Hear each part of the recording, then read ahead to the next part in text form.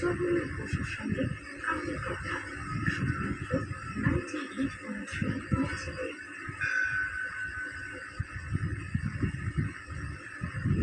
ভগবানের প্রতি ঐশ্বর্য বাৎসল্যভাবে বসুদেব একেবারে বিহ্বল হয়ে পড়লেন।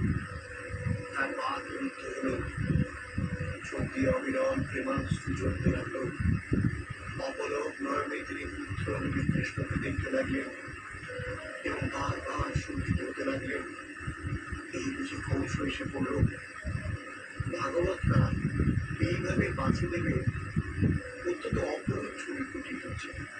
সত্যেন বললেন, হে মহারাজ, বসুদেব এইভাবে ভগবানের স্তব করার পর কংস ভয়ে পিতা দেবকীর পুত্রের শরীরে মহাপুরুষের রূপোৎসব দেখে অত্যন্ত বিস্মিত হয়ে শ্রী ভগবানের স্তব শুরু করলেন। বসুদেব যখন ভগবানের স্তব করছিলেন তখন দেবকী পুত্রের সর্ব শরীর ভালোভাবে দেখতে লাগলেন।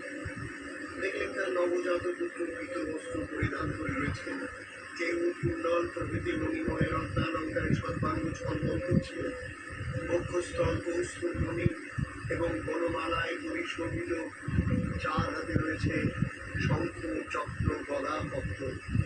পুত্রের অঙ্গ জ্যোতিতে কারাগার উদ্ভাসিত। পুত্রের শরীরে সব অপার্থিব লক্ষণ দেখে দেবকী ভাবলেন, তবে তো সেই তিনি জন্ম পরীক্ষণ করেছেন, যার সম্বন্ধে দৈববাণী হয়েছিল এবং যার শুনে কংস আমাদের উপর অকথ্য অত্যাচার শুরু করেছে। দেবকী ভাবছেন, কি আশ্চর্য, পরম পুরুষ ভগবান আমার গর্ভে জন্মেছে। কি করবো এখন? আমার গর্ভের সন্তানেরা যে কেউ কংসের হাত থেকে রক্ষা পায়নি, এখন এই শিশু পুত্রকে আমি কি করে রক্ষা করব? পুত্রকে ঈশ্বরভাবে দেখে দেবকীর বিস্ময় এবং সন্তান ভাবের জন্য দেবকীর ভয় একই সঙ্গে দেবকীকে বিহ্বল করে তুলল। তিনি করজোরে শ্রী ভগবানের স্তব করতে লাগলেন। তারপর কি হলো সেসব কথা আমরা জানা থাকলেও এইসব কাহিনী বারবার ফিরে ফিরে শুরু হয়েছিল। কৃষ্ণ বলেন, ভগবান কৃষ্ণের আশীর্বাদে আপনাদের মাথায় বলুন, শ্রীকৃষ্ণ আপনাকে সুখে মৃত্যুকালী করতেন। আপনি রয়েছেন জগন্নাথ সুষম। শ্রী জগন্নাথ বসুর সঙ্গে আমাদের কথা শুধুমাত্র 98.3 ম্যাচেতে।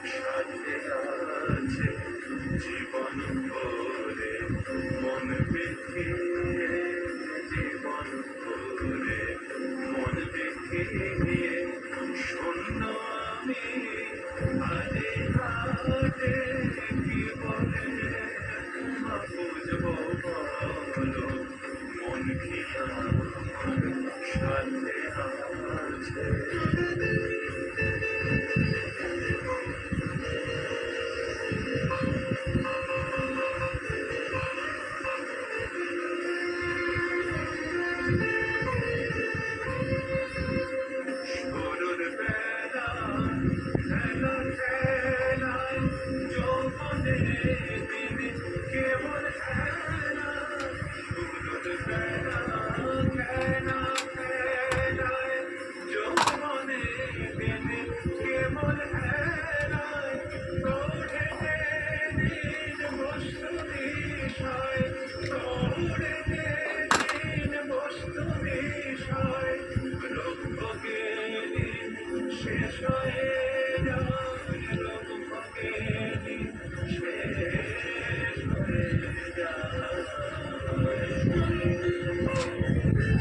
গণেশায় নমঃ গণেশায় নমঃ গণেশ ওম বিষ্ণু ওম বিষ্ণু ওম বিষ্ণু বিষ্ণুপ্রভু ধীরে কিংবা চরণ দৃষ্টানে শত্রু প্রভু নায় করেছে।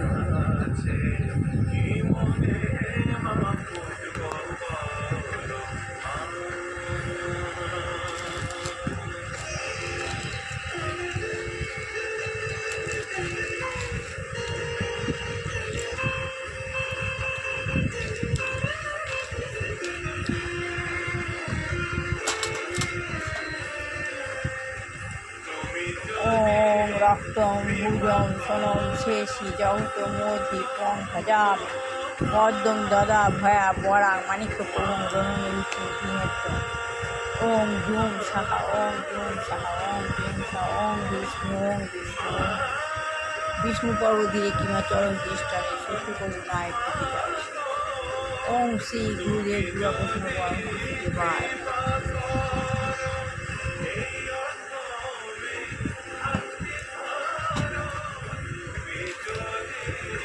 গুরুই গীতা, গীতা গুরু, গুরু গীতা, গীতা গুরু, গুরু গীতা।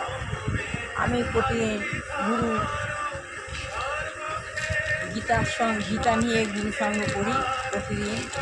আপনারাও আমার সঙ্গে এই ব্রহ্ম মুহূর্তে গুরু সঙ্গ করি। মা সরস্বতী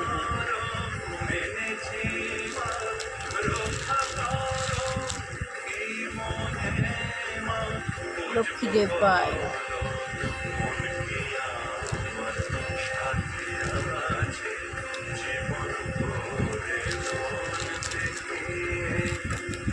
সাই বাবাই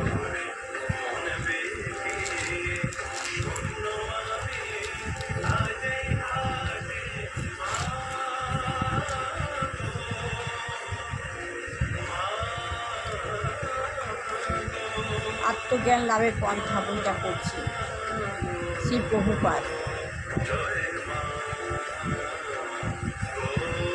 প্রভুপাদ বলছেন সবসময় কৃষ্ণ ভাবনামৃত হতে।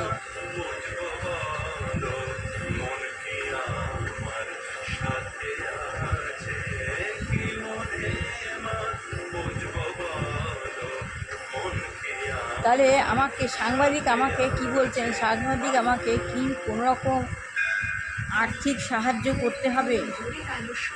সাংবাদিক বলছেন যে আমাকে কি কোনো রকম আর্থিক সাহায্য করতে হবে? ঠিক বলছেন না, সেটা আপনার ব্যক্তিগত ইচ্ছা। আপনি যদি দিতে চান সেটা ভালো, আর আপনি যদি না দিতে চান তাহলেও আমরা কিছু মনে করি না। আমরা কারো আর্থিক সাহায্যের উপর নির্ভরশীল নই, আমরা শ্রীকৃষ্ণের উপর নির্ভরশীল। বলছেন আমরা শ্রীকৃষ্ণের উপর নির্ভরশীল। সাংবাদিক বলছেন আমাকে কোনো টাকা পয়সা দিতে হবে? প্রভুপাদ বলছেন না। সাংবাদিক বলছেন একজন প্রকৃত গুরু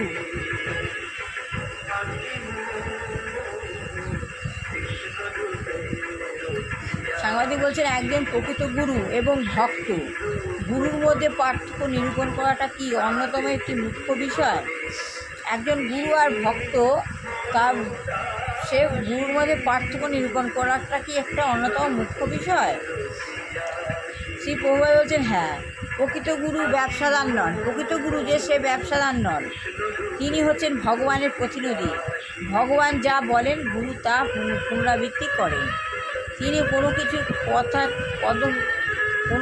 কদর্থ করেন না, সাংবাদিক বলছে কিন্তু আপনি কি আশা করবেন যে একজন যথার্থ গুরু রোলস রয়েস গাড়িতে চড়ে ঘুরে বেড়াচ্ছেন? একজন যে যথার্থ গুরু কি একজন রোলস রয়েস গাড়ি করে ঘুরে বেড়াচ্ছেন এবং খুব বড় দরের হোটেলের সবচাইতে ভালো কামরায় বাস করছেন। কী প্রভাব হচ্ছে, কখনো কখনো লোকেরা আমাদের জন্য প্রথম শ্রেণীর হোটেলে থাকবার ব্যবস্থা করে। অনেক লোকেরা গুরুদেবের জন্য ওরকম ব্যবস্থা করে দেন। তবে সাধারণত আমরা আমাদের মন্দিরেই থাকি। সাধারণত গুরুদের আশ্রমেই থাকেন, বলছে আমরা আমাদের মন্দিরেই থাকি। সারা পৃথিবী জুড়ে আমাদের প্রায় 100টি মন্দির রয়েছে। যত আশ্রম থাকে মন্দির রয়েছে, সারা পৃথিবী জুড়ে প্রায় 100টি মন্দির রয়েছে। তাই আমাদের কোনো হোটেলে যাওয়ার দরকার পড়ে না। আমি কোনো অভিযোগ করেছিলাম না। সাংবাদিক বলছে আমি কোনো অভিযোগ করছিলাম না, আমি কেবল বোঝাবার চেষ্টা করছিলাম যে আপনি যে সাবধান বাণী দিলেন সেটি যথার্থ। বহু মানুষ রয়েছে যারা পারমার্থিক জীবন সম্বন্ধে আগ্রহী। বহু মানুষ রয়েছে যারা পারমার্থিক জীবন সম্বন্ধে আগ্রহী এবং সেই সঙ্গে বহু মানুষ রয়েছে যারা গুরু ব্যবসা ফেদে নিরীহ মানুষের ঐকান্তিকরা সুযোগ নেন। অনেক মানুষ রয়েছে যারা গুরুর ব্যবসা ফেদে নিরীহ মানুষদের উপর ঐকান্তিক সুযোগ নেয়। শ্রী প্রধান, যে আপনি কি মনে করেন যে পারমার্থিক জীবনে মনে হচ্ছে ইচ্ছাকৃতভাবে দারিদ্র্য স্বীকার করে নেওয়া? পারমার্থিক জীবনে কি ইচ্ছাকৃতভাবে দারিদ্র্য স্বীকার করে না? সাংবাদিক বলেন আমি ঠিক জানি না। শ্রী প্রভাব, যে একজন দরিদ্রগ্রস্ত মানুষ গভীরভাবে বিষয়াসক্ত হতে পারে। একজন দরিদ্র মানুষ গভীরভাবে বিষয়াসক্ত হতে পারে, যার জিনিসপত্রের সেই বিষয় আসক্ত হতে পারে। আর একজন ধনী মানুষ গভীরভাবে পারমার্থিক জীবনের প্রতি আসক্ত হতে পারে। পারমার্থিক জীবনে দরিদ্র অথবা ঐশ্বর্য কোনটির উপরে নির্ভর করে না। পারমার্থিক জীবনে এইসবের অতীত। দৃষ্টান্তস্বরূপ অর্জুনের কথা বিবেচনা করুন। অর্জুন ছিলেন রাজপুত্র, কিন্তু তা সত্ত্বেও তিনি ছিলেন ভগবানের শুদ্ধ ভক্ত। আর ভগবদ্গীতা শ্রীকৃষ্ণ বলেছেন, এবং পরস্পররা প্রাপ্তমিয়ং রাজ্যময় বিদ্য পরম্পরায় ধারায় রাজসীরা এই জ্ঞান প্রাপ্ত হয়েছিলেন। অতীতে সমস্ত ঋষিতুল্য রাজারা এই পারমার্থিক বিজ্ঞান উপলব্ধি করেছিলেন। তাই পারমার্থিক জীবন কোনোরকম জাগতিক অবস্থার উপর নির্ভর করে না। মানুষের জড়জাগতিক অবস্থা যেরকমই হোক না কেন, তিনি রাজা হতে পারেন কিন্তু ভিক্ষুক হতে পারেন। তিনি রাজা হতে পারেন ভিক্ষুক, তবু তিনি পারমার্থিক জীবন উপলব্ধি তিনি রাজা হতে পারেন ভিক্ষুক, তিনি পারমার্থিক জীবন উপলব্ধি করতে পারেন। সাধারণত মানুষ জানে না পারমার্থিক জীবন বলতে কী বোঝায় এবং তারা অনর্থক আমাদের সমালোচনা করে। আমি যদি আপনাকে জিজ্ঞাসা করি পারমার্থিক জীবন বলতে কী বোঝায়, তাহলে আপনি কী উত্তর দেবেন? তাহলে এই উত্তর আমি আগামীকাল দেবো। আজকের মতো আমি শেষ করছি। সবার ভালো লাগলে লাইক, শেয়ার, কমেন্ট অবশ্যই করবেন। সবার ভালো হোক, কল্যাণ হোক, মঙ্গল হোক, দুঃখী বাচ্চা ভালো করে পড়াশোনা শিখে মানুষের মতো মানুষ হোক, বিবাহযোগ্য ছেলেমেয়ের বিবাহ হোক, চাকরিযোগ্য ছেলেমেয়ের চাকরি হোক। যেসব ঘরে দুরাচারী গৃহিণী রয়েছে তারা পরিবেশকে কলুষিত হতে সেই সব গৃহিণীকে ভগবান চেতনা দিগ্নাশ করিয়ে নিয়েছে। আর যেসব সংসারে বৃদ্ধা বা কোনো যুবক যুবতী রোগগ্রস্ত হয়ে রয়েছে, ভগবান তাদের মুক্তি দিন। এই বলে আমি আর শেষ করলাম। ওম গণেশায় নমঃ, ওম গণেশায় নমঃ, ওম গণেশায় নমঃ।